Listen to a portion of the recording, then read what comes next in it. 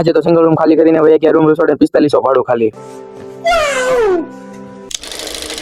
પ્રકાશને જય શ્રી રામ. આપણે ડેલી પદ્માવતી કાર્તિક સ્વાગત છે. સવાર પડી ગઈ છે અને ગુડ મોર્નિંગ તમને સૌ બધાને. તો અત્યારે ઠંડુ ઠંડુ વાતાવરણ છે, તમે જોઈ શકો છો. આ વાતાવરણમાં આપણે જવાનું છે સ્કૂલે. અમારું તમને સ્કૂલે આવીને ફાઇનલી ગઈશ, આપણે સ્કૂલે ભણીને આવી ગયા. તમે જોઈ શકો છો મસ્તીનું સારું સારું આપણે ભણ્યા હતા આજે તો. અચ્છા ઠીક હે.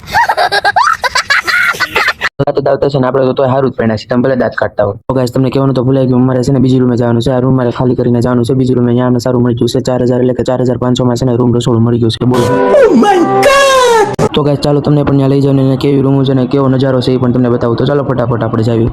તો ફાઇનલી ગાઈસ આપણે ઘરેથી નીકળી ગયા, તમે જોઈ શકો છો. અને આપણે છેલ્લી વખત તમે આપણી રૂમને જોઈ શકો છો.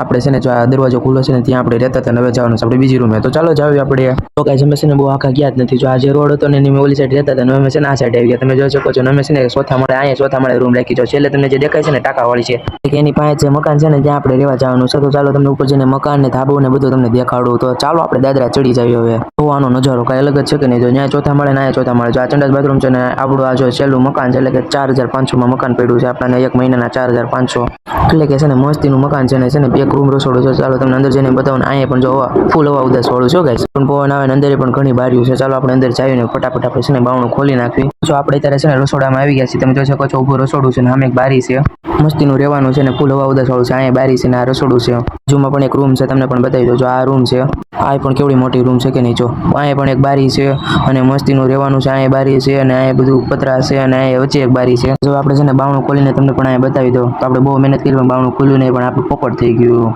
એટલે કે બહારથી બંધ છે. તો કે આખી રૂમ ને ખાલી ખાલી લાગે છે ને. તો હવે મળે આપણે રાતે બધો સામાન હરાય છે ને ત્યારે કલાક થઈને આપણો બધો સામાન છે ને આવી ગયો છે ને. આમ જોઈ શકો છો પંખો અને લાઇટ ને બધું ફિટ કરી દીધું. ખાટલો પણ તૈયાર થઈ ગયો ને બધો સામાન આવી ગયો. તમે જોઈ શકો છો રસોડામાં બધો સામાન છે. એટલે કે છે ને 4 માળ ચડ્યા ને 4 માળ ઉતરા. કેટલી વખત ચડ્યા કેટલી વખત ઉતરા એનો કોઈ અંદાજ જ નથી. તો કાંઈ છે ને મસ્તી આપણે તૈયાર થયા, આપણે પણ બહુ થાકી ગયા છીએ. તો અહીંયા સુધી આપણે બ્લોગ ખતમ કરી. આશા રાખું છું આ બ્લોગ તમને સારો લાગ્યો છે. તો લાઈક સબસ્ક્રાઈબ પણ કરી નાખજો. હવે મળીએ આપણે એક નવા બ્લોગ સાથે. તો સૌને જય શ્રી રામ.